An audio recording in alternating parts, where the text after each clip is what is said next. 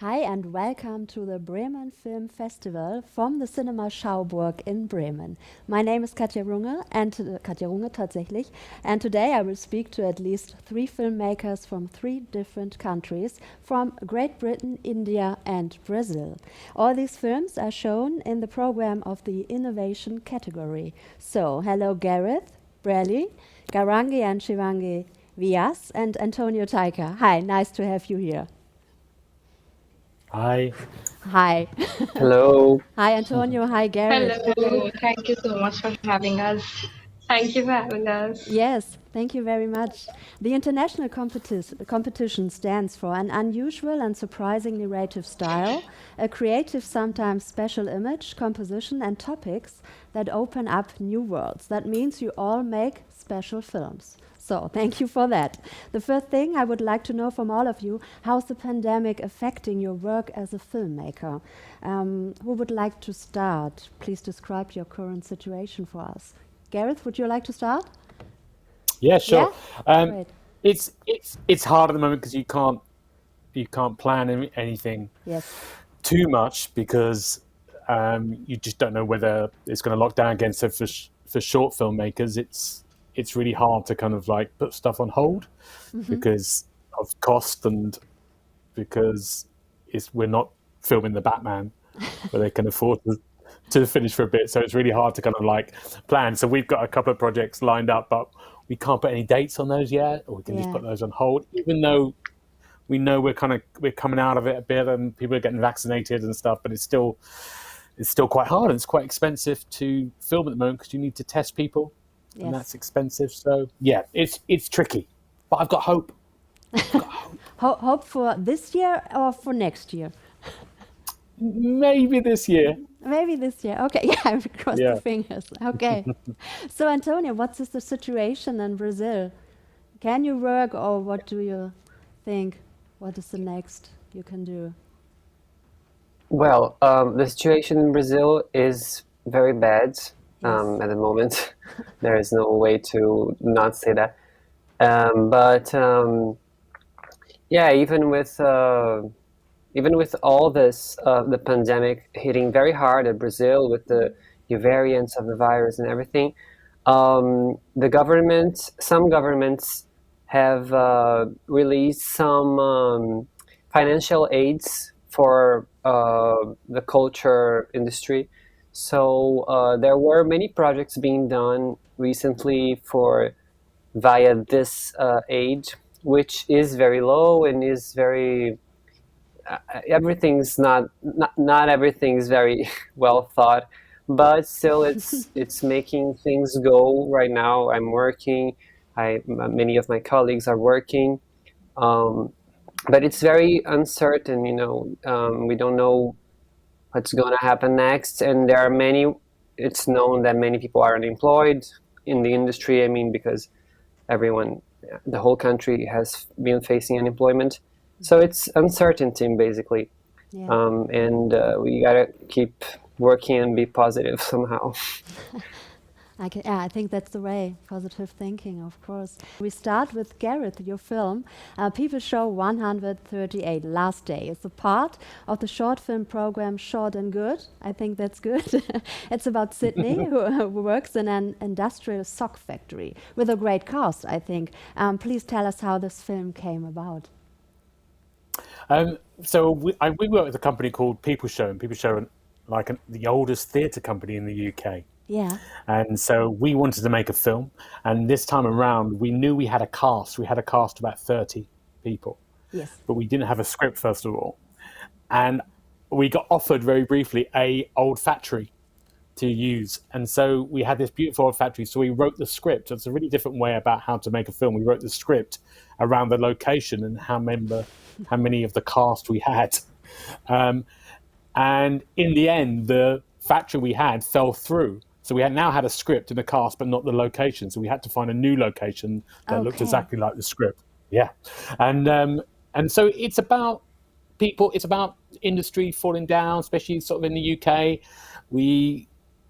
In the main industries that were textiles and stuff closed down. It's about one person's journey who worked there all his life from retirement, going through the factory on his last day, and he's remembering and haunted by all the ghosts of all the workers who'd worked there over that time, and how they were treated, how they were just thrown aside. And so it's a bit kind of it's a bit haunting, it's a bit surreal at places, but also I think it's maybe a commentary on the way things are made now, and things are being made redundant. We just throw stuff aside maybe, and things don't generally get made anymore in the industry, and about how we're full of kind of empty buildings full of ghosts, really, if that makes any sense. Yeah, yes, it does.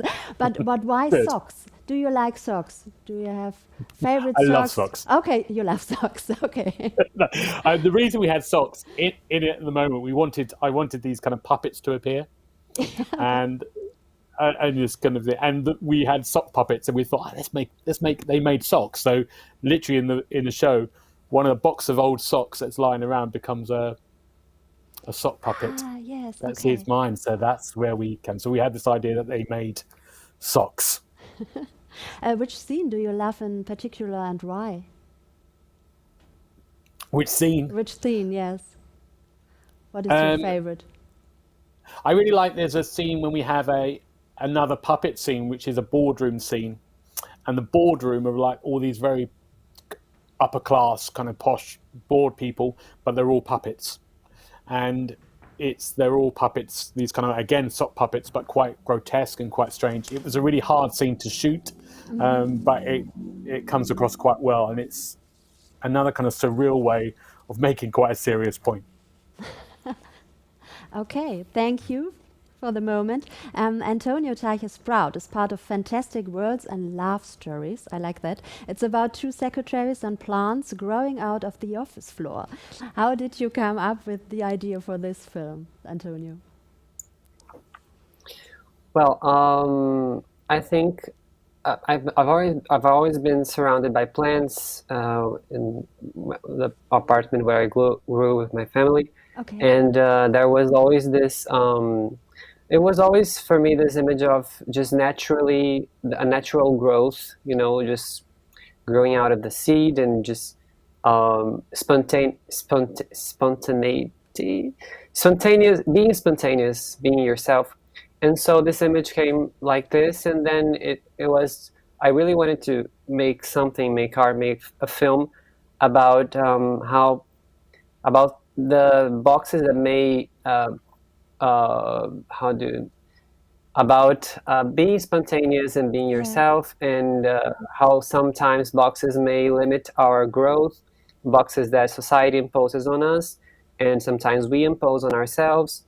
But and so this fantastical stories is a way of materializing, making metaphors for this desire of freedom. Mm-hmm. Okay. What was the biggest challenge in making this movie? Well, let me think. I think, speaking of my experience as a filmmaker, it was directing the actors, because it's something that I hadn't had many experiences with before. Okay. Even though I had done drama, I'd done acting in school, but directing actors is a whole other thing. So it was challenging because to get your idea through to another person and come together in the same place of intention and results in terms of what that actor is doing with their body. It's very intense and challenging. But we did a lot of rehearsals and research on how to behave, how do these bodies behave in this weird company. And it was a very interesting process, and I think we managed to find a nice landing. So you are for rehearsals and much of training for the film. It's good in the process, or do you think spontaneous is for some scenes better? Right now, I'd say being spontaneous would be very important in some scenes, but we actually did it very, very rehearsed. We rehearsed a lot, so I think also because it was my first experience directing a film, let's say a narrative film. So I really had to stick to this, to the rehearsals we'd done, and I wish we'd brought in some more spontaneity. I wish we would have been a little more spontaneous. But yeah, I think you have to dose it, Yes, for it to be the right amount. Yes, what do you think, Ray? Is the mixture, is it to be spontaneous on set, or is it to directing and rehearsal a lot of things? What was your way to do the film? Yeah, I think exactly right. I think what Antonio said is exactly right. I think you've got to come in and prep, but I think one director told me it's really good to have a kind of freedom on some of the takes.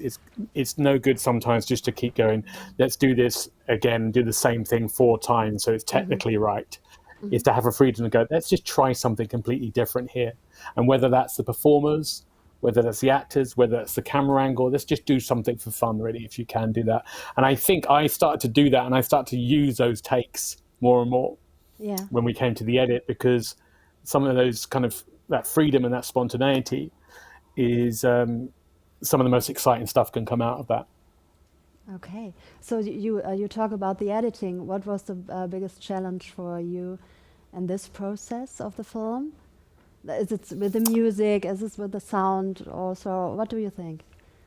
Well, there's a great person we work with who's an old peep show called Rob Kennedy. He's a brilliant editor, and he did the sound design as well. So he got the draft that we had of the film, and then he did a kind of version, his version, and then we basically got together and sat together in a room for a week, and it was with the version he had from the script, and he did his own kind of speedier version, and then it was quite easy actually.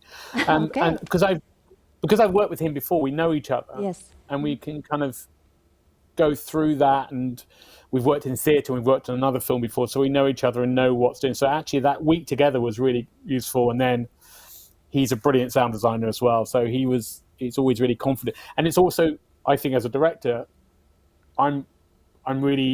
directors are just basically someone who looks at stuff, maybe sometimes makes decisions, but it's all about collaboration. I think it's all about other artists, whether that's performers, whether that's DOPs, whether that's editors and sound designers, making their own imprint on the film, so it becomes this collective piece rather than this one person's vision. That's just my taste.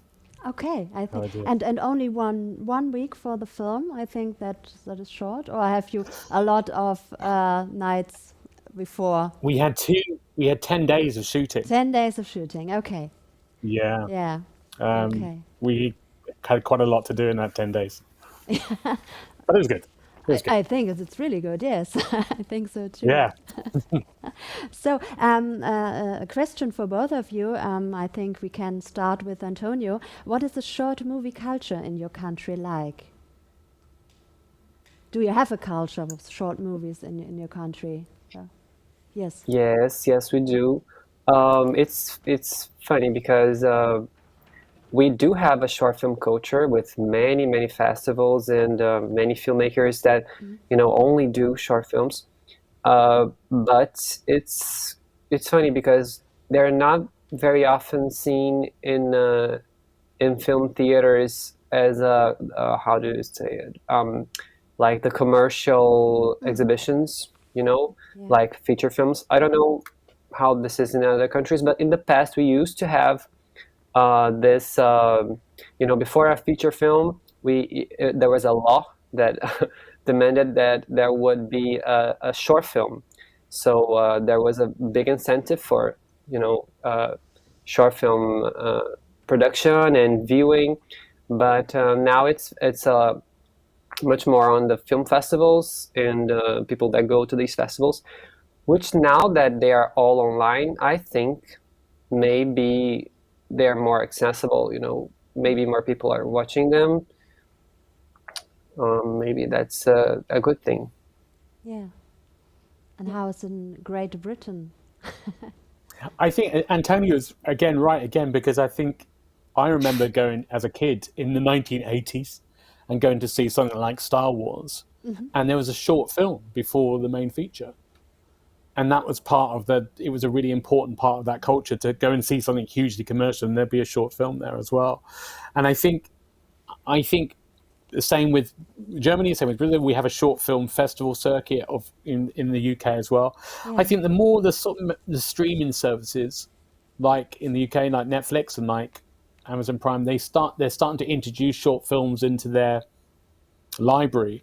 I think the more that starts to happen, and maybe on terrestrial TVs as well, I think that gives another great life to the kind of short film festival in a kind of more traditional setup. I think that's important. Of course, yes. What are your wishes for the future, for this film or for the next film? For me, I think it's making. I'm trying to make we've got a couple of film projects that we want to do. So just getting those made, I think, would be great. Anything, if you can get stuff made, it's a miracle sometimes, and get stuff shown out there. So I think just doing that would be brilliant. After, like you said, after this terrible year we've all had. Yes. Year and a half. Yes. I think Antonio says yes. I think it's for you too. You have wishes? Yeah, I mean, I agree with Garrett. It's I think the wish is for everything to, for the situation to ease, and for everyone to be able to go out and work and collaborate and exchange, their art, their vision, which now is very hard. It's you only talk to those people you already know because you're online. So I really want for us to be able to meet again in the hall of the theaters and talk about the film we've seen and the film we want to make, the films we need to make in this world, the films that are missing, and hopefully we'll be able to have those conversations again. Yes, I cross the fingers. Thank you very much, both of you. Thank you for your patience. Have good luck and success for your films. Hello to India. Thank you for your patience. First of all, the thing I would like to know from you is how the pandemic affecting your work as a filmmaker. Can you describe your current situation to us? Yeah, it's difficult, but I think it also allows you, to think a lot, because you're kind of free and you can't really go out. So I think you spend time with yourself, and you gather all your thoughts, and maybe new stories come to your mind. For some people it's different, but for us, I think it also allows us to be a little bit more creative when it comes to thinking stories. Maybe not executing them for sure, because you need camera and you need location and all of that, but thinking, yes. Okay, let's talk about your film, Maya. It's a part of the short film program #Digital is Better. You are incredibly active on social media. Your videos are popular and you talk a lot about your life as twinsies. Is it right? Twinsies, you call? Yeah. Yeah. So Basically we started a YouTube channel almost 3.5 years ago. And at that point, we weren't making films, but we always wanted to get into making short films. And we started making videos, which now that we look back, it's not good anymore. But I think that's a part of growth. And we started making short films, and then we went around and made a few more short films. And that's how Maya came to us in pandemic. So we are a team of 2 people, basically. So we wrote everything on our own. Yes. We directed it. We did camera also, because in India the situation is bad right now also. And back when we made the film, we weren't allowed to go out. Lockdown was happening. So we made it on our own, and we spent a lot of time on writing. So that's why we call ourselves twins, but that's our YouTube channel's name. How do you split up during production? What is your part? What is your part? Yeah, so I think major it's always been like that I'm more inclined towards writing, and Gaurangi is actually more to inclined towards direction. Even though we both have equal parts to play, but that just that 20-30% of difference. So yeah, I think most of it is teamwork, I would say, because a lot of times I have a thought and I then go back to her and she agrees, and then we make it a part of the film. So mostly it's teamwork, but yeah, sometimes like I can't edit really well, and she does that. So editing was completely what she did, and but even though I stay up late to edit, she's always the one who stays up with me to what we're doing and where we're going with it. So it's always teamwork, and we've always tried to not distribute works between us and rather work together as a team. Yeah, because I think that also that way it's also better for the film, because you have different visions and you kind of combine both them together. Okay. What did you learn about yourself in the process?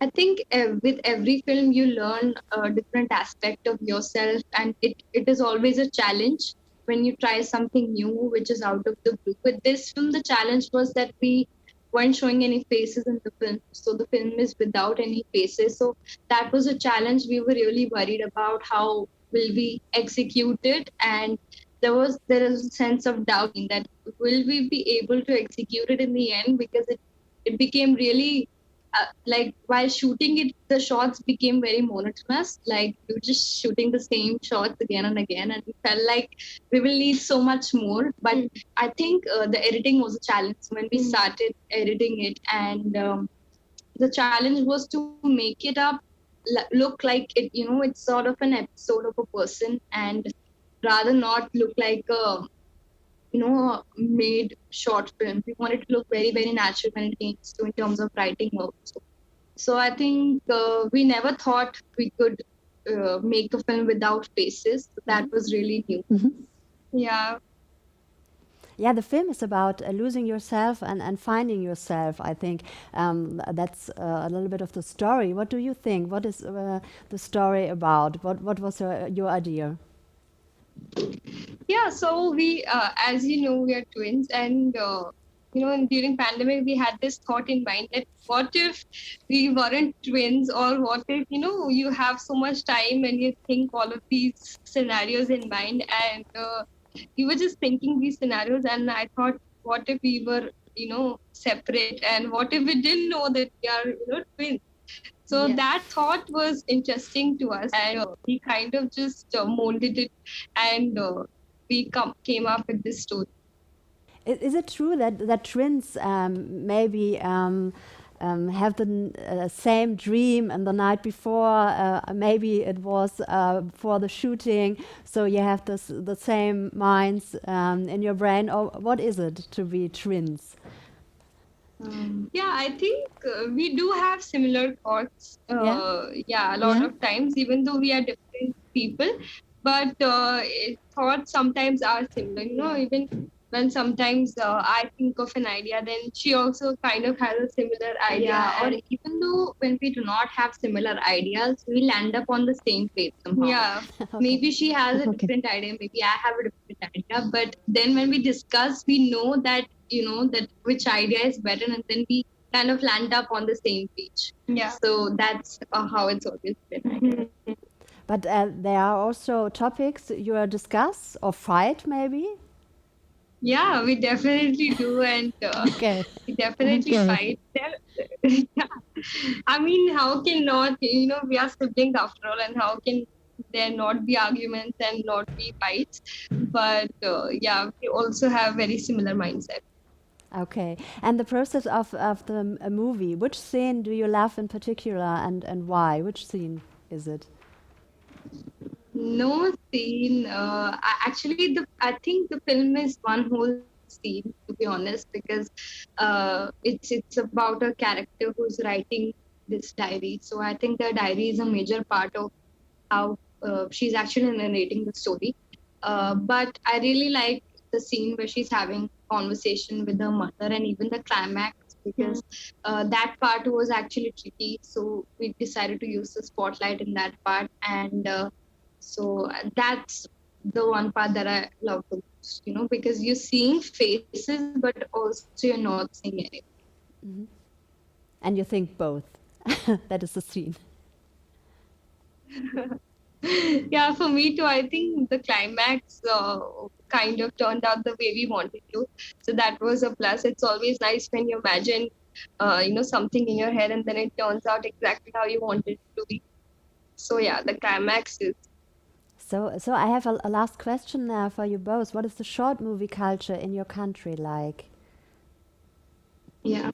So short films, I think in India, I think it's on the verge of increasing nowadays, because I think personally with us also we realized that there are a lot of student filmmakers who are making, path-breaking films, and people with being our age, when we interact with certain student filmmakers, they are making such amazing films, and I think the way that the youth is actually focusing towards that sector of filmmaking, I think it's just gonna grow bigger and bigger. And now also, I think earlier there wasn't much support, but there's this film Big Two that's been doing great Indian short films. So I think it's been getting support that it deserves from bigger names, and so that is really fascinating. But I hope to see really some production houses and bigger names to communicate with student filmmakers and